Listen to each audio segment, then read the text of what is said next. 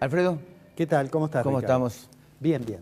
Permitime que antes que entremos a hablar de lo que todo el mundo habla por estos días, que es qué pasa con el tipo de cambio, me gustaría hacer un recordatorio, un homenaje, porque hoy hace exactamente un año que murió el que yo creo que es el economista más importante que ha dado la Argentina.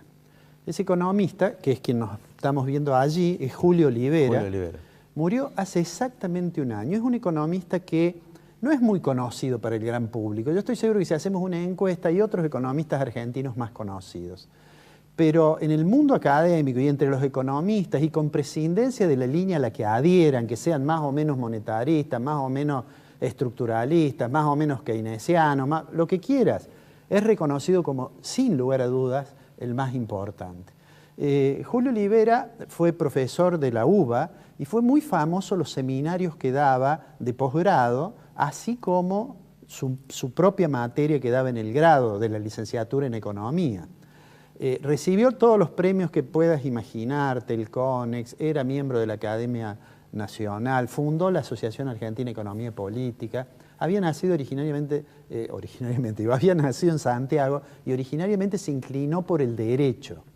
Egresó con todas notas sobresalientes en Derecho de la UBA y después se interesó por la economía. Y digo, pero sin lugar a dudas, así como uno dice en Chile, quizás el economista más notable es Unkel, en Argentina el más notable, creo yo, y coinciden conmigo muchos colegas, fue Julio Olivera. ¿Cómo será de importante que todavía muchos trabajos que no son muy recientes forman parte de bibliografía de las distintas materias en la carrera de Economía?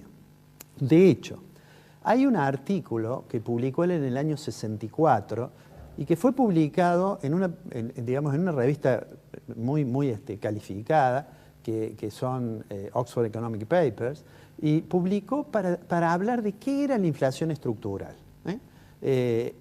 Yo le voy a pedir al director que ponga, porque traje la imagen de la primera página, digamos, sí, que se refería, ¿no?, sobre inflación estructural y el estructuralismo latinoamericano. Bueno, ese trabajo, ¿no?, que incluso comienza con una cita de un economista muy famoso, que es Hicks, que además leyó este trabajo, ese trabajo es la mejor explicación de las aproximaciones para explicar la inflación, no desde exclusivamente la esfera monetaria. Como diciendo, bueno, hay problemas monetarios, pero además hay problemas que no tienen que ver con la cantidad de dinero y que explican los problemas de inflación que tienen los países latinoamericanos.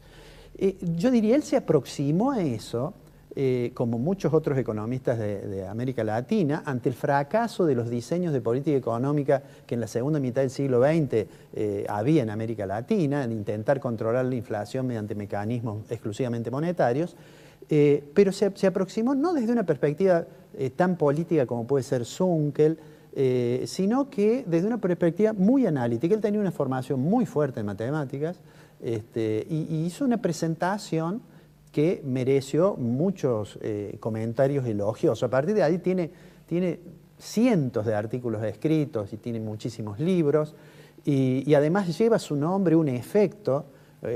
Probablemente todo el mundo sepa que en determinado momento el Estado, cuando iba a cobrar los impuestos, si había mucha inflación, al momento de cobrarlo perdía parte del impuesto, como consecuencia que la inflación había ido degradando en ese proceso las bases imponibles y demás. Bueno, eso se conoce como efecto Olivera-Tanzi en la literatura de finanzas públicas y se debe a él. Y Vito Tanzi, un notable economista, reconoció que quien primero planteó eso en un modelo fue Olivera, ¿no? Antes de entrar a la columna, quiero leer un párrafo de lo que él dijo cuando entró a la Academia Nacional de Ciencias Económicas, que fue al año siguiente de ese artículo del 64, dijo: creo necesario señalar aquí un sofisma que suele llevar en esta materia a posiciones indebidamente unilaterales. Muchos estructuralistas parecen creer que, siendo la inflación estructural de origen no financiero, su eliminación o atenuación, en la medida que es concebible, debe procurarse por medios no financieros. Algo similar puede observarse al respecto al monetarismo y a su receta para la inflación monetaria. Sin embargo, esa correspondencia entre las causas y los remedios no es un principio de necesidad lógica. Si se comprobara que las fluctuaciones económicas se deben a los cambios en las manchas solares, como algunas autorizadas opiniones han sostenido, no se seguiría de esto, claro está, que la única posibilidad de la política de estabilización consistiera en hallar la forma de inmovilizar las manchas solares. Bueno, esto que él dice ahí, y esto que dice las manchas solares, no es una humorada, sino que hay un autor de fines del siglo XIX, que es Sir William Stanley Jevons, que escribió en 1870, formó parte de una revolución teórica que es el marginalismo. Tenía una teoría sobre que los ciclos económicos tenían que ver con las manchas solares, pero tenían que ver porque eso influía sobre las cosechas. Claro. Y esto impactaba, ¿no? Bueno, pero volvamos a lo que decía Oliver. Lo que está diciendo ahí es que, mire, si usted cree que la inflación es un problema exclusivamente monetario, aunque usted crea eso, no debería pensar inmediatamente que la solución es solo manejar la cantidad de dinero de la economía. Y si usted cree que la inflación, o una parte de ella, es un fenómeno estructural que no tiene que ver con las variables monetarias del sistema, no debería creer que puede hacer cualquier cosa con la cantidad de dinero y solamente manejarse con una estrategia que mire las variables reales, ¿no? Digo, quiero esto que quería hacer como una especie de recordatorio, de homenaje a Olivera. Yo en realidad lo vi una sola vez en mi vida, en una charla que él dio, de una persona, además de una humildad intelectual notable, de una modestia realmente notable. Pero digo, quería hacer esto porque además quería comentar esto porque tiene que ver con lo que nos pasa en la Argentina. Tiene mucho que ver con lo que nos pasa hoy, digo, en la Argentina, a pesar de que ese párrafo es del año 1965. Y vamos entonces a la coyuntura. Terminamos con el homenaje a quien muchos le llamaban el maestro, otros les decían el negro, otros el flaco, y que fue sin lugar a duda el economista más importante que ha dado la Argentina. De hecho, formaba parte de la comisión que sugería premios Nobel, y de hecho 2 veces fue propuesto para premio Nobel. Bueno, más allá de mi visión a veces crítica de esto de los premios Nobel, ¿no? En economía. Bueno, pero entonces vamos al tema de la inflación. ¿Por qué terminé con eso? Porque está claro que el gobierno resueltamente piensa que la única forma, que el único objetivo de política económica es bajar la tasa de inflación con un plan de metas de inflación que lleva a cargo Sturzenegger, ¿no? Y parecería ser que ese es el único elemento que va tomando en cuenta, y esto también forma parte, creo yo, de la explicación de por qué no llegó nunca el segundo semestre del año pasado. Claro. Es decir, de hecho, ya hay sectores que se están recuperando, hay parte de la industria que se está recuperando. Hoy, cuando nosotros salgamos al aire, a las 22, se va a haber conocido el dato del estimador mensual de la actividad económica, que es la aproximación más cercana al Producto Bruto Interno, y es altamente probable que tengamos un resultado positivo, pero no nos olvidemos que es una tasa interanual que va a estar comparando con el año pasado, que fue un año malo. Pero digo, claramente ese objetivo de política antiinflacionaria, de naturaleza estrictamente monetaria, creo que olvida otras cosas, pero además es lo que explica que tengamos una tasa de interés tan alta.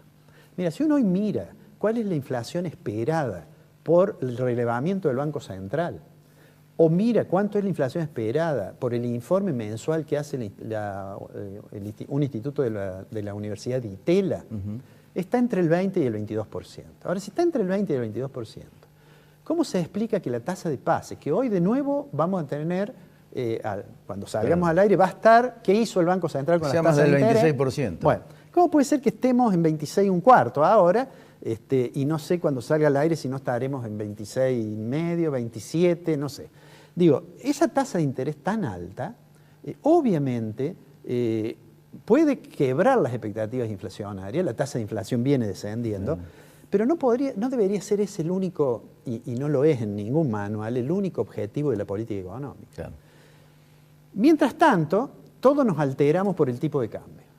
Si hoy miramos el dólar como se ha recuperado, digamos, nosotros hemos hablado muchas veces del atraso cambiario, hoy ya estamos en promedio, comparado con el 15 de diciembre, que cuando se unificó el mercado cambiario, cuando asumió el presidente Macri, en realidad debemos estar unos 7 puntos abajo, hablando del tipo de cambio real multilateral, más o menos 7 puntos abajo.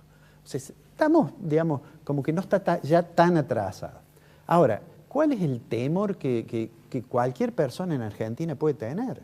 Yo el otro día en una charla decía, Salí de una oficina, fui a buscar el auto y el señor que cuida los autos, que siempre voy yo, le digo, bueno, ¿cuánto es? Y me dice 15 pesos.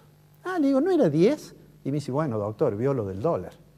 Es decir, la sensibilidad de los agentes económicos en la Argentina, con prescindencia de su ubicación dentro del proceso productivo, es inmensa. Entonces el gobierno debería pensar, el gobierno tiene dos instrumentos para quebrar expectativas cambiarias. Uno es la tasa de interés, que la está usando para la inflación y que obviamente es alta, y el otro es la intervención del central.